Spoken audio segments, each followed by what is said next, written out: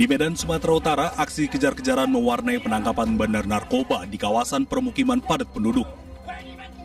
Pelaku yang dalam kondisi telah diborgol tiba-tiba melarikan diri ke Jalan Brigjen Katamso, Gang Nasional Kota Medan.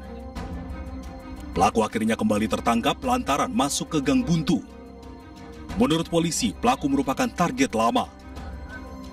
Dari hasil penggeledahan, polisi menyita sejumlah paket narkotika jenis sabu siap edar yang rencananya akan dipasarkan di lokasi penggerebekan. Dari Depok, Jawa Barat dan Medan, Sumatera Utara, Tim Liputan iNews melaporkan. Selamat malam pemirsa, 5 rumah di permukiman padat penduduk di kawasan Palmerah, Jakarta Barat ludes terbakar. Kebakaran ini juga terjadi di kampung padat penduduk di Karawang, Jawa Barat. Api menghanguskan 4 rumah. Bersama saya Gede Satria, inilah iNews Malam selengkapnya untuk Anda.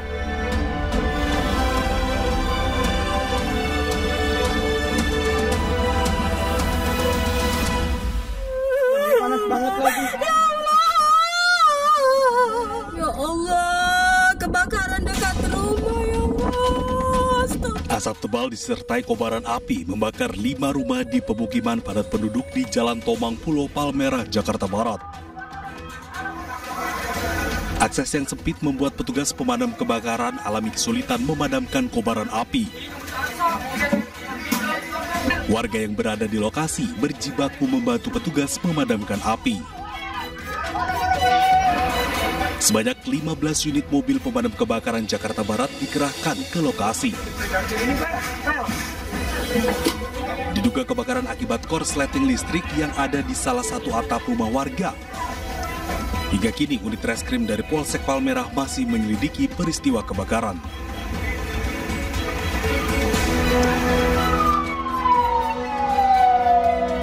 Kebakaran terjadi di kampung padat penduduk di Karawang, Jawa Barat. Api yang terus membesar menghanguskan 4 rumah. Kondisi ini membuat pemilik rumah panik melihat rumahnya ludes terbakar. Menurut warga, saat kebakaran terjadi, dirinya tengah tertidur dan tiba-tiba api telah membesar. Diduga kebakaran terjadi akibat korsleting listrik. Api dapat dijinakan setelah petugas mengarahkan beberapa unit mobil damkar. Tidak ada korban jiwa dalam peristiwa ini, kerugian ditaksir capai ratusan juta rupiah. Gagal mendahului kendaraan di depannya, seorang pemotor di Sidoarjo, Jawa Timur tewas usai tertabrak bagian samping truk. Korban tewas dengan kondisi luka parah di sekujur tubuhnya.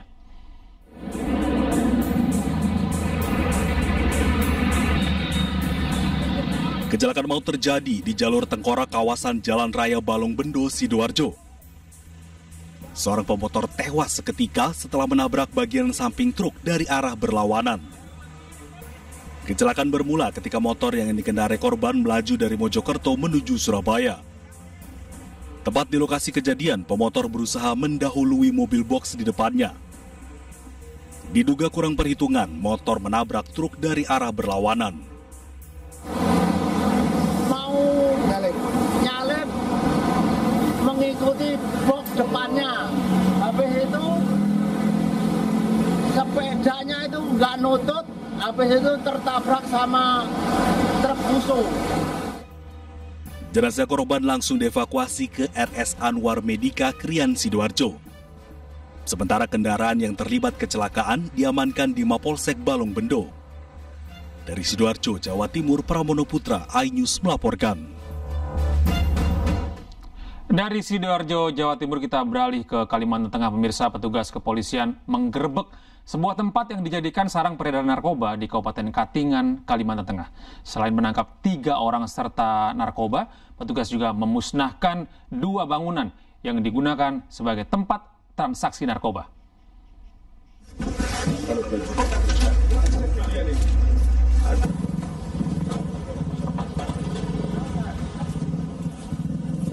Satuan Narkoba Polres Katingan, Kalimantan Tengah menggerebek sebuah tempat yang dijadikan sarang peredaran narkoba di kawasan tambang ilegal Jalan Pembangunan Kilometer 13. Dari hasil penggerebekan, petugas mengamankan 3 orang beserta barang bukti sejumlah paket sabu, uang tunai, ponsel, dan peralatan narkoba lainnya.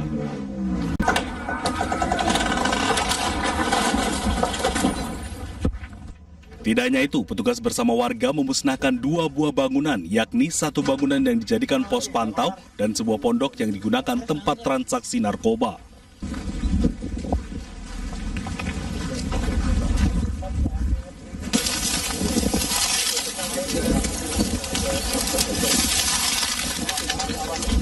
Guna mempertanggungjawabkan perbuatannya, ketiga tersangka terancam hukuman maksimal 20 tahun penjara. Hingga berita ini disiarkan, petugas kepolisian belum dapat memberikan pernyataan karena akan melakukan pengembangan lanjutan. Dari Katingan, Kalimantan Tengah, Ade Sata, iNews melaporkan. Sementara itu di Bandung, Jawa Barat, pemirsa, Direktorat Reserse Kriminal Umum Polda Jabar dan Polrestabes Bandung menggerebek lokasi judi kasino berkedok tempat olahraga futsal di kawasan Bandung, Jawa Barat. Selain menangkap puluhan pemain dan pengelola, polisi juga menyita uang tunai senilai hampir 400 juta rupiah.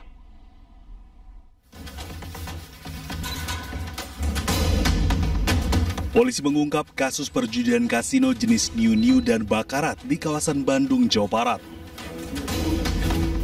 Setidaknya 63 orang ditangkap dalam penggerebekan yang dilakukan oleh Ditreskrimum Polda Jabar dan Polrestabes Bandung di kawasan Jalan Ahmad Yani, Kota Bandung. Polisi juga menyita sejumlah barang bukti berupa 10 set meja kasino, uang tunai senilai 395 juta rupiah, perangkat komputer kasir, dan sejumlah alat bukti lainnya. Dari puluhan orang yang ditangkap, polisi menetapkan 23 orang sebagai pemain judi dan 3 pelaku sebagai pengelola judi kasino. Kita amankan tadi ada 37 orang, itu adalah karyawannya, kemudian 23 adalah pemain judi, dan kemudian 3 orang penanggung jawab atau manajemen yang sudah kami sampaikan tadi. Menurut polisi, penggerbekan lokasi judi kasino merupakan hasil informasi dari masyarakat serta patroli tim cyber Polda Jabar. Seluruh pemain judi yang ditangkap kini menjalani pemeriksaan lebih lanjut di Mapolda Jawa Barat. Dari Bandung, Jawa Barat, Juhpita Meilana, iNews melaporkan. Bermaksud menyembunyikan narkoba di kandang ayam, seorang pengedar sabu di Sidoarjo, Jawa Timur ditangkap polisi. Polisi berhasil menemukan barang bukti sabu di kandang ayam setelah pelaku ditangkap dan dipaksa menunjukkan sabu yang akan diedarkan.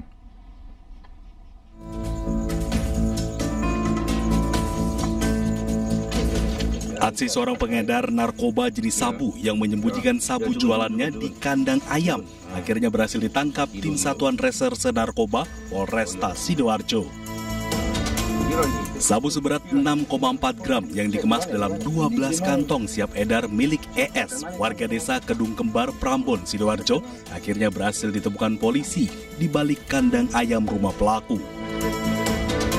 Pelaku yang dikenal sebagai pengedar sabu antar desa di wilayah Sidoarjo ini berhasil ditangkap saat hendak mengirim sabu pesanan orang.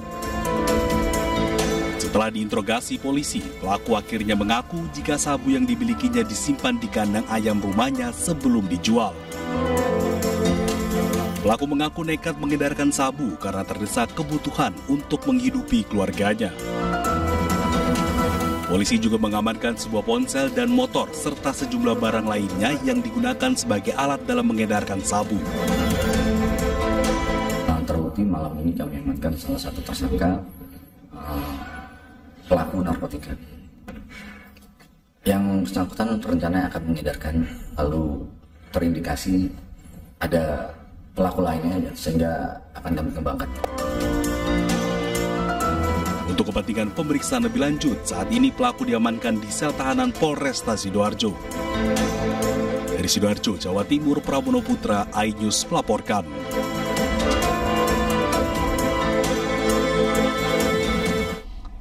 Pemirsa, seorang pria anggota TNI Gadungan mencuri 30 gram emas dari salah satu rumah warga.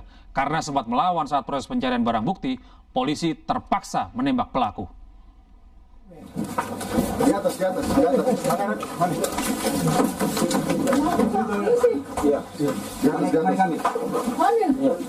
Tim Jatanras Satreskrim Polres Goa berhasil meringkus seorang pria residivis kasus pencurian di rumahnya di Kota Makassar, Sulawesi Selatan.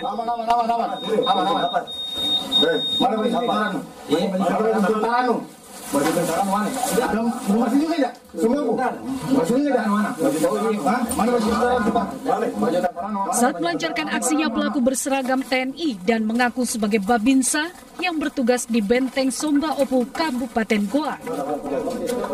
Pelaku pun menawarkan bantuan sosial kepada warga. Namun naas, saat kondisi rumah korban sepi, pelaku malah membawa kabur 30 gram emas beserta HP korban.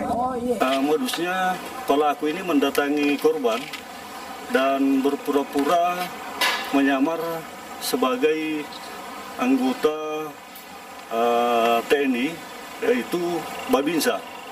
Sehingga pelaku menyampaikan kepada korban bahwa akan ada dilakukan pendataan di Armet, pendataan untuk menerima bansos.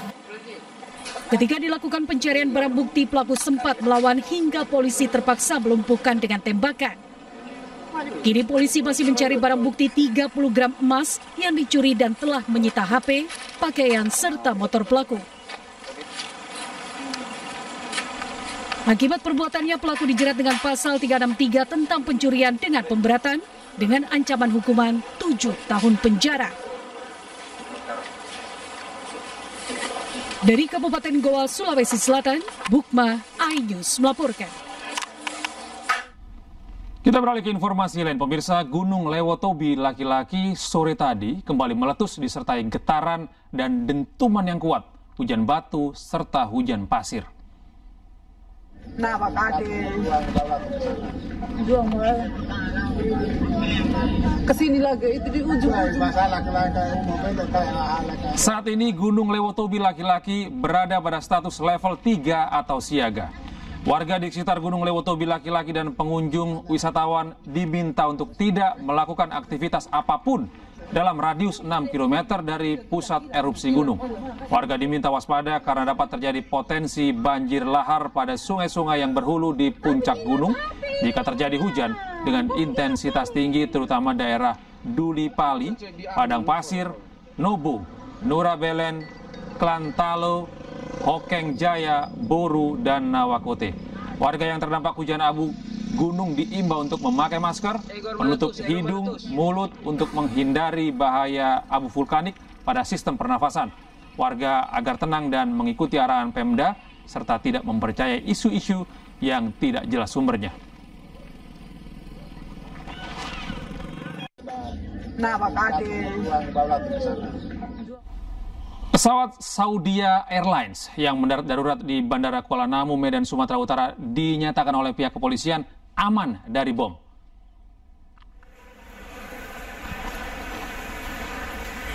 Pesawat Saudia Air dengan nomor penerbangan SVA 5276 rute Jeddah Jakarta mendarat darurat di Bandara Kuala Namu, Medan, Sumatera Utara usai mendapatkan ancaman bom.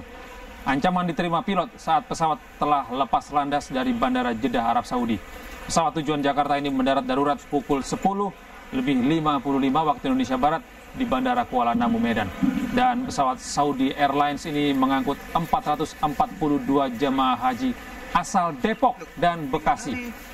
Penumpang pesawat terdiri dari 207 laki-laki dan 235 perempuan serta 18 kru pesawat. Pihak kepolisian memastikan jika pesawat dinyatakan aman dari ancaman bom. Hasil sementara dari hasil kegiatan pengecekan oleh Bidom dan Denkodam dan dari Paskas, saat ini posisi pesawat dinyatakan clear, baik dari kabin maupun dari barang-barang yang diangkut di pesawat. Dan kami masih lakukan pendalaman terhadap barang bawaan dari para jemaah haji yang berada di Jeddah. Sementara terkait dengan kronologis dan latar belakangnya masih kita dalami karena ini masih dalam pendalaman dari informasi dari Jakarta dan jajaran. Masih bersama kami di iNews Malam, pemirsa, Presiden Prabowo Subianto akhirnya memutuskan 4 pulau yang disengketakan oleh Provinsi Aceh dan Provinsi Sumatera Utara masuk ke wilayah Aceh. Hal itu disampaikan Menteri Sekretaris Negara Prasetyo Hadi di Kompleks Istana Kepresidenan Jakarta Pusat.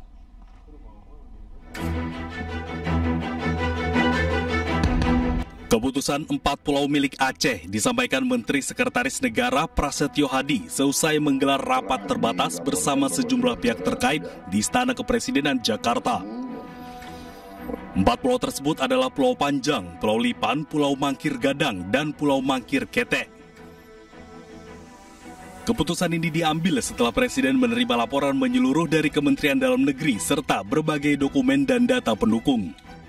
Pemerintah dipimpin langsung oleh Bapak Presiden, tadi kita mengadakan rapat terbatas dalam rangka mencari jalan keluar terhadap permasalahan dinamika 4 pulau di Sumatera Utara dan di Aceh.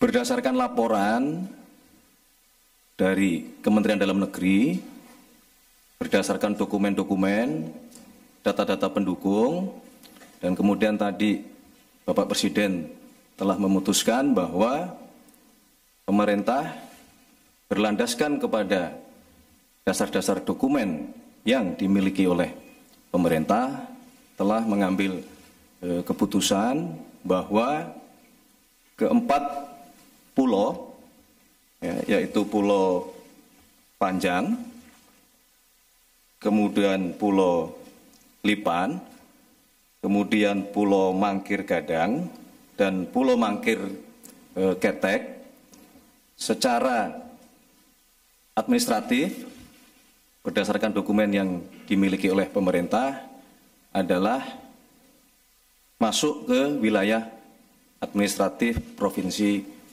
Aceh.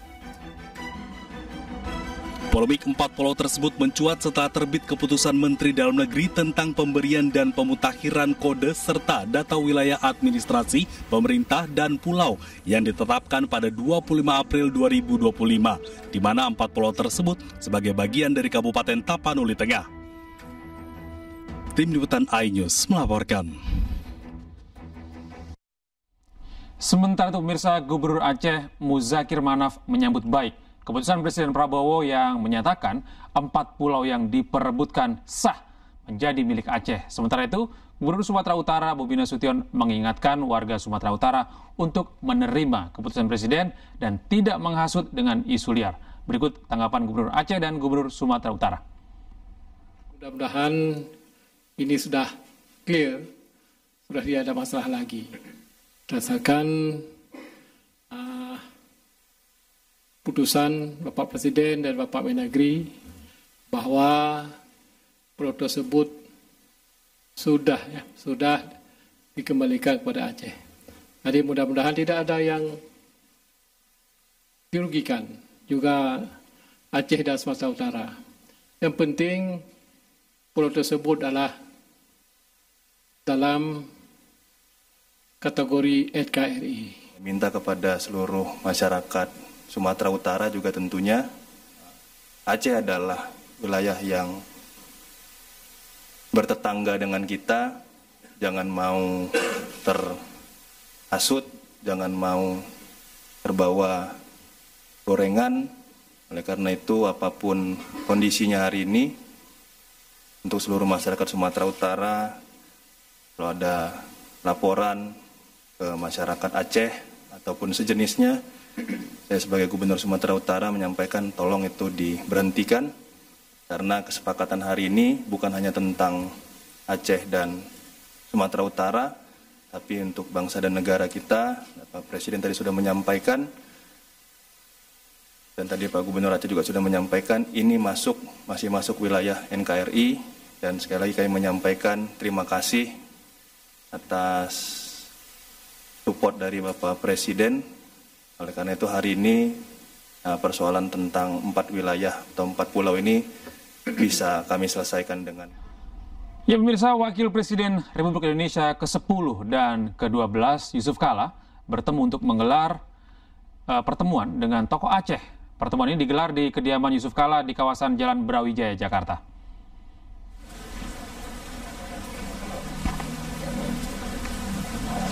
Kedatangan Wali Nangro Aceh, Tengku Malik Mahmud Al-Haitar, disambut mantan Wakil Presiden Republik Indonesia Yusuf Kala. Hadir pula mantan Menteri SDM Sudirman Said dalam pertemuan ini. Wali Nangro Aceh Malik Mahmud menyampaikan terima kasih kepada Presiden Prabowo Subianto karena telah memutuskan bahwa 4 pulau yang belakangan menjadi sengketa kembali menjadi milik Aceh. Sementara itu terkait potensi mineral dan gas yang ada di 4 pulau, Malik Mahmud tidak mengetahuinya. Dalam perjalanan itu kita belum tahu lagi apakah ada tidak, lagi kemungkinan karena kalau di Aceh semuanya sedang dicarinya, ya banyak daerah yang dicari, kemungkinan daerah itu tidak dicari dan ada juga daerah lain sudah dapat, ada gas, ada minyak, nah jadi itu kemungkinan akan datang. Lagi yang paling perlu bagi kita sekarang itu kita clearkan bahwa pulau itu adalah teritori Aceh, ya. Masalah ada gas ini minyak di rantau itu perkara lain, itu investment. Siapapun bisa kita kerjasama. Sementara itu pakar telematika Roy Suryo mengkritik pernyataan pengacara Jokowi yang menyebut jika ijazah Presiden ke-7 Republik Indonesia ditunjukkan kepada publik akan membuat chaos atau kegaduhan. Menurut Roy, pengacara Jokowi seperti aksi Sri Mulat yang melontarkan pernyataan dengan logika terbalik.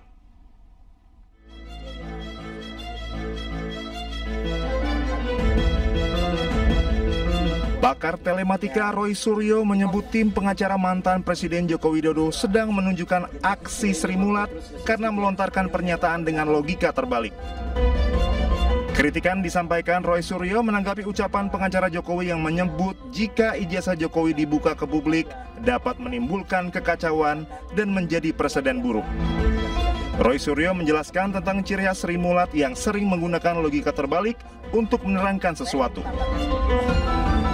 Ini logika Sri Mulat. Logika Sri Mulat itu artinya kita tertawakan saja. Ya, karena Sri Mulat itu selalu kalau mau sein belok kanan tuh seinnya kiri. Ya, kalau bilang sesuatu yang bahaya itu bahaya gitu. Jadi malah jadi tertawaan. Mana ada orang kalau punya ijazah asli ditunjukkan itu terus jadi chaos. Nggak akan ada itu logika Sri Mulat, logika yang terbalik-balik. Jadi kita tertawakan saja dan ini biarkan masyarakat yang menilai. Sebelumnya, kuasa hukum Presiden ke-7 Republik Indonesia, Rifai Kusumanegara, mengklaim tuduhan-tuduhan ijazah palsu Jokowi bukan untuk mencari kebenaran atau kepentingan akademik semata, melainkan hanya untuk menjatuhkan Jokowi. Hal ini dibuktikan selama proses penyelidikan yang sudah dilakukan kepolisian selama 2 bulan. Hasil penyelidikan pihak berwenang tetap ditolak oleh pihak-pihak berperkara sehingga tuduhan masih terus berlanjut. Sesuatu yang kami yakini semakin terbukti kebenarannya. Ya. Seperti kita saksikan bersama, semua upaya hukum, proses hukum sudah dijalankan, tadi diterangkan oleh rekan Yakub, nyatanya tetap ditolak. Bahkan terakhir-terakhir ini semakin terlihat bahwa kegiatan mereka ini bukan lagi bersifat mencari kebenaran atau kegiatan akademis, karena banyak statement yang sangat terlihat bahwa ini sudah berbau politis. Rifai juga meminta pihak Polda Metro Jaya mengambil langkah tegas menyelesaikan laporan lain yang masuk untuk segera diputuskan apakah masuk ke tahap penyidikan atau dihentikan. Tim Liputan iNews melaporkan. Sementara itu pengacara Jokowi Yakub Hasibuan menilai permintaan kasus ijazah Jokowi naik penyidikan bentuk kriminalisasi. Menurut Yakub, kasus ijazah ini membuat gaduh dan merugikan Joko Widodo.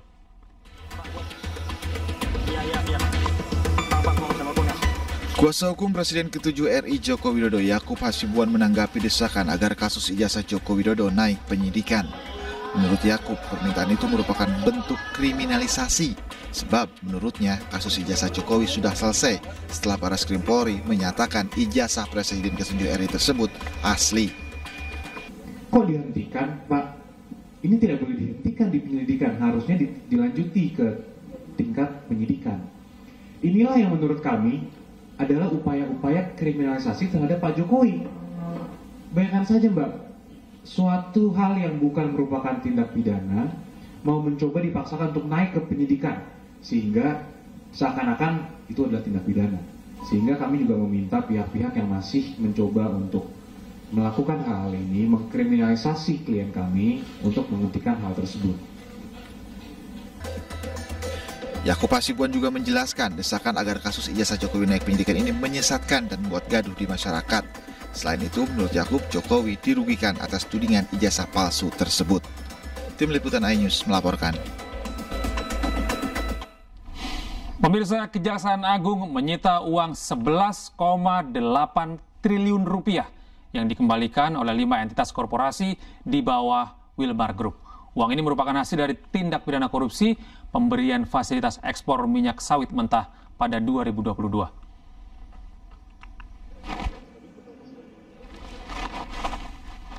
Dalam konferensi pers yang digelar pada Selasa siang, Kejaksaan Agung memperlihatkan gunungan uang hasil kerugian negara yang dikembalikan oleh para terdakwa korporasi Wilmar Group.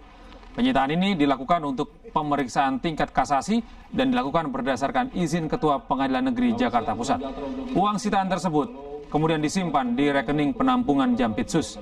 Kini kasus tersebut masih dalam kasasi karena dalam putusan sebelumnya Majelis Hakim memutuskan onslah atau lepas para terdakwa. Bahwa dalam perkembangannya, kelima terdakwa korporasi tersebut beberapa saat yang lalu mengembalikan sejumlah uang kerugian negara yang ditimbulkan. Total seluruhnya seperti kerugian yang telah terjadi yaitu 11.881.802.619 rupiah. Uang tersebut sekarang kami simpan di rekening penampungan lain, itu RPL Jaksa Agung Muda Tindak Pidana Khusus pada Bank Mandiri. Bahwa selanjutnya terhadap jumlah uang yang telah dikembalikan tersebut, penuntut umum telah melakukan penyitaan berdasarkan penetapan izin penyitaan dari Ketua Pengadilan Negeri Jakarta Pusat nomor 40-PIT-sus-TPK-2025 PN Jakarta Pusat. Penyitaan tersebut dilakukan pada tingkat penuntutan dengan mendasarkan ketentuan pasal 39 ayat 1 huruf A Junto pasal 38 ayat 1 KUHP untuk kepentingan pemeriksaan di tingkat kasasi. Sementara itu, pemirsa, tersangka kasus perintangan penyidikan dan penuntutan kasus ekspor CPO, timah dan kasus importasi gula, Marcella Santoso menyampaikan permintaan maaf karena telah membuat sejumlah konten dan narasi negatif terhadap institusi Kejaksaan Agung. Video permintaan maaf Marcella ditayangkan dalam konferensi pers yang digelar Kejagung pada Selasa siang. Sampaikan dari hati saya yang paling dalam terkait dengan perkara pasal 21, kasus timah, kasus CPO, dan kasus gula, bahwa saya menyadari di dalam proses penanganan perkara ini terdapat postingan yang sebenarnya sama sekali tidak terkait dengan perkara yang ditangani. Antara lain terkait dengan isu kehidupan pribadi Bapak Jaksa Agung, isu Bapak Jampitsus, isu Bapak Dirdik, dan bahkan terdapat juga isu pemerintahan Bapak Presiden Prabowo seperti petisi RUU TNI dan juga Indonesia Gelap. Untuk itu dari hati yang paling dalam saya sampaikan penyesalan dan saya meminta maaf kepada bapak-bapak dan mungkin pihak lain yang terkait dan terdampak. Beralih ke informasi berikutnya, pemirsa, Kementerian Hukum Republik Indonesia masih menunggu keputusan Pengadilan Singapura terkait permohonan ekstradisi terhadap Paulus Thanos, buron kasus korupsi IKTP. Rencananya sidang pendahuluan atau committal hearing ekstradisi PT akan digelar pada 23 hingga 25 Juni mendatang di Pengadilan Singapura. Pemerintah Indonesia telah menyampaikan permohonan ekstradisi terhadap Paulus Thanos alias Tian Po Chi Hin sejak 20 Februari 2025. Sebelumnya PT ditangkap CPIB Singapura pada 17 Januari lalu.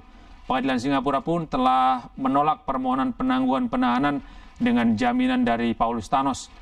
Menteri Hukum Republik Indonesia Supratman menyambut positif keputusan itu karena membuktikan komitmen Singapura menjalankan perjanjian ekstradisi dengan Indonesia.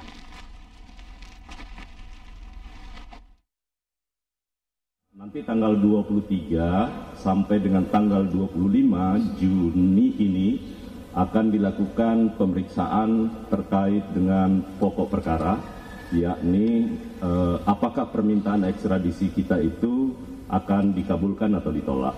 Ya. Setelah itu, ini prosesnya masih panjang, teman-teman semua, karena setelah keputusan kalau ternyata nanti dinyatakan permohonan ekstradisi kita diterima, masing-masing pihak, baik kita sebagai pemohon maupun yang bersangkutan masih memungkinkan untuk mengajukan upaya banding sekali, dan karena itu kita tunggu. Ya. Tetapi sampai dengan saat ini, yang bersangkutan PT belum menyatakan kesediaannya secara sukarela untuk diekstradisi ke. Kita ke informasi lainnya, pemirsa. Ribuan pencari kerja membeludak memenuhi acara job fair di kawasan Cisarua, Kabupaten Bandung Barat, Jawa Barat. Sulitnya mendapatkan pekerjaan di tengah kondisi ekonomi yang sulit ini membuat calon pekerja harus rela antri berjam-jam. Dan pemirsa, usai sudah kebersamaan kita dalam iNews malam hari ini. Temukan selalu informasi-informasi terbaru kami di www.inews.id. Dan cuplikan tayangan berita iNews juga dapat Anda saksikan di kanal YouTube @official_inews. Mewakili kerabat kerja yang bertugas, saya Gede Satria pamit undur diri. Terima kasih atas kebersamaan Anda. Tetap sehat, tetap semangat, dan sampai jumpa.